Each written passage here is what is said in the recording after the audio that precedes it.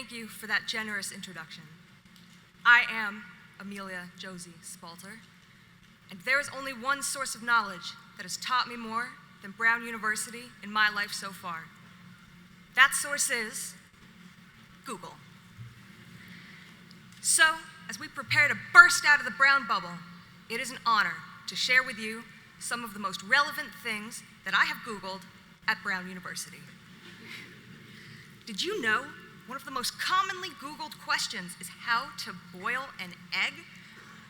But it turns out the answer is not obvious, so it's probably a good thing that I'm here.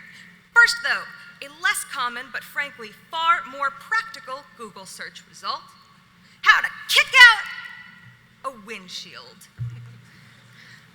Bear with me on this, because most of us, yes, even you, came to Brown asking how to kick out a windshield. Because many of us arrived with ambitious plans and ideas about who we were supposed to be and what we were supposed to do with this opportunity that we worked so hard for. Whether that meant eventually becoming a doctor or a lawyer, or more specifically, developing a network of shelters for homeless emancipated minors, or designing data-driven virtual reality experiences to soothe people in the hospital. Those are both real projects in the works for master's students, well, master's alums, sitting among us now. Suffice to say, Type B can be even more fervently ambitious than Type A when B stands for Brown. So we kicked out our mental windshields and created an opening for those dreams to expand. I'll let you in on something. Lean in closer. It's a secret. I almost did not go to college at all, let alone graduate school with people as smart as you. Are you kidding me? I did not go to high school. I have a GED. I only applied to one graduate program, Brown, and if I didn't get in, at the time I thought when I did not get in, my plan was, of course, to just start working. See, ever since about 7 years old, when I realized actors aren't just making those lines up as they go along, I have known I was going to be a television writer, which doesn't require a college, let alone a graduate degree. And I am still going to be a television writer. But thanks to what I have learned by watching you, my courageous classmates, I was able to pursue my once impossible dream of graduating today with a master's degree in religious studies. My gratitude to the Department of Religious Studies at Brown University could easily be a speech all its own. In contrast to my path, I personally know several members of our cohort who are taking their humanities degrees to medical school. Another member of our class is getting a business-oriented degree today. She came with tunnel vision for finance, and she is leaving here one of the country's most promising new elementary school teachers. I've been inspired to try all kinds of previously unimaginable things as I watched you kick out those windshields and escape into bigger, better worlds. Point being, take a second to think about who you came to Brown expecting to be and who you're leaving as. Chances are, you've already leapt through the opening and are now someplace entirely different and much further along than where you had ever planned to go. But just in case you ever need to break a physical windshield rather than a metaphorical one, let's shift from Brown back over to Google. It is only if you have no blunt objects in your vehicle to use as a hammer that you should consider kicking out the front windshield.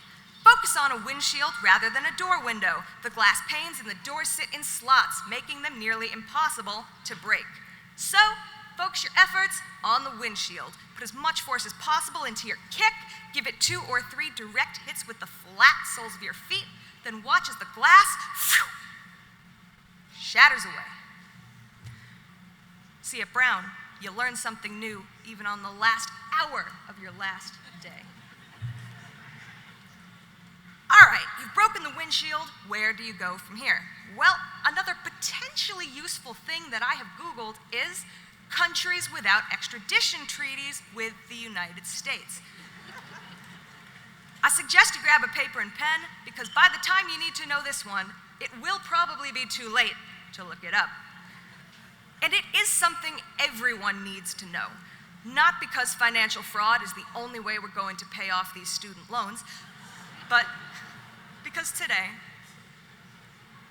we have to leave Brown and re-enter the real world, which, to me at least, is almost as stressful and upsetting as having to flee the country. Now, I can't speak for everyone, but I loved my time at Brown, not only because you have let me be commencement speaker. I do wish I could stay here forever. But unfortunately, although I cannot read Latin, I understand that degree is essentially an eviction notice. So we don't have to go home, but we can't stay here. Thankfully, the best part of Brown is has quite literally, come through the gates with me. It's you. Each of you, the students here, are what make Brown great. Look around at all the future artists, scientists, innovators of every kind, but more importantly, future friends, confidants, bridesmaids, groomsmen, the one phone call from jail, wherever life takes you.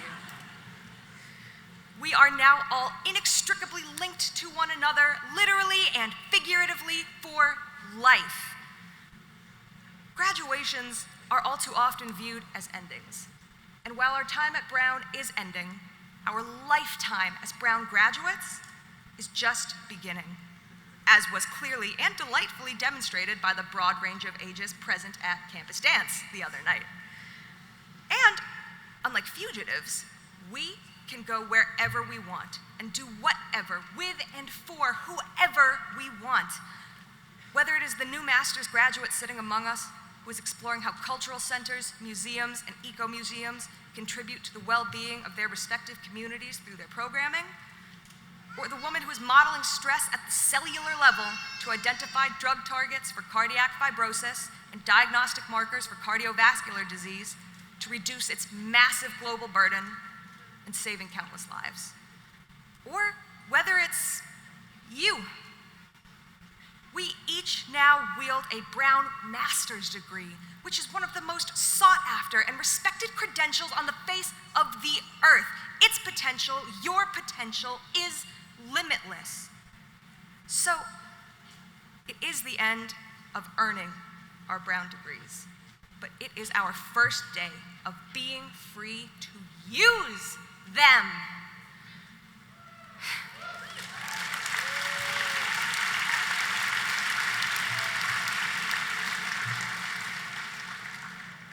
However, you cannot make everlasting change without taking some risks here and there. So, I hope you took that time to get your pens out, because here come the countries without extradition treaties. There are quite a few. So in the interest of time, I will just list some of the best warm weather ones. Montenegro, Maldives, Vietnam, Bahrain, Solomon Islands, or where you definitely won't find me if I flee, the island nation of Vanuatu. Well, since a few of us are probably whipping out our phones to purchase plane tickets at this point, I better wrap this up. The opportunity to speak for a group of such distinguished scholars, passionate activists, and just genuinely likable people comes but once in a lifetime, if it comes at all. I hope I didn't blow it. Because this is your speech as much as it is mine. Because this is your day as much as it is mine. Commencement is an ethereal event in that it is simultaneously defined by community and yet intended completely for the individual. In short, today is all about you. That is true for all 817 of us.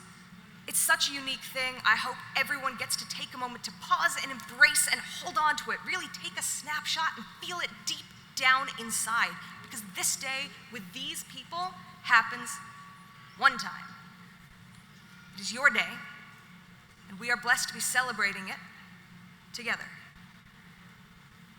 Yes, this is true for every school every year, but it is particularly poignant for the class of 2022 because we obtained our degrees during some of the most profound, disruptive, and difficult years in recent history. We lived through the same social movements and global crises together, but our experiences of them were each one of a kind. We were all impacted differently. We responded to those impacts in our own ways and have barely begun to process the aftermath as so much is still ongoing. That is to say nothing of the personal struggles every Brown student faces on the path to their degree. The imposter syndrome, the social pressures, the family strife, having to traverse a 90-degree angle hill every single day. Simply put, no matter what path you walked between convocation and commencement, all of us sitting here know it was not easy. At a place as elite as Brown University, we can be all too quick to diminish our own accomplishments and constantly compare ourselves to our peers. I mean, Brown alums, our peers now, have gone on to be Time Magazine's Person of the Year, CEOs of Fortune 500 companies, play sold-out shows at Madison Square Garden. They've cured diseases, won Nobel Prizes, Pulitzer Prizes, even Emmys. Fingers crossed, fingers crossed, fingers crossed. But accomplishments are a lot like boiling an egg. No wonder it is one of the most commonly Googled how-to questions. Boiling an egg sounds like the most simple non-event that anyone can do. But it turns out correctly boiling an egg requires many small steps that often go unacknowledged.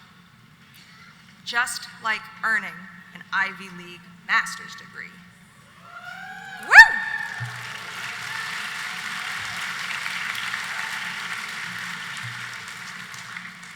So, whether you've already got the great job at the big firm or the acceptance letter from the second best school, since, of course, you've already graduated from the best one, good work, or if you're just going to stay in Providence for now and stand on the same corner as I will be standing on, shaking the same tin cup that I'll be shaking, holding a cardboard sign that maybe, like mine, reads, "We'll write television scripts for food." Whatever's next for you. You are a Brown graduate, which means you are accomplished and you are supported by, at a bare minimum, 816 other highly accomplished people who will now go forth and weave you a permanent, ironclad network across the globe. And today especially, you are celebrated, not just for your degree conferral, but for every smaller step you took to arrive at this culminating moment. But as learned and accomplished as we all are, one thing a graduate education has never been heavy on is home economics. And it would be pretty embarrassing if we went out into the world touting our esteemed credentials without knowing how to boil an egg. So, Google it! There are near infinite different methods to boil an egg. There is no right or wrong way to do it. There's certainly no objective best way. And even if there were, you don't need anyone, least of all me, telling you what it is. The choice is yours. And half the fun is trying different approaches until you find the one that is best for you. As the artist Austin Richard Post said, "I've got dreams. Don't hold me down. So I will let you free. Don't want to hold you out. I am leaving when the sun comes." Thank you to every student and their family members, mentors, and friends, virtual and in person, for giving me the opportunity to speak on the class of 2022's behalf today. I will genuinely cherish this and each of you for the rest of my life. I cannot wait to Google you in the years to come and read about what happened after you marched through the Van Wickle gates and changed the world. Be it over a boiled egg in Vanuatu or at the next reunion, whichever comes first.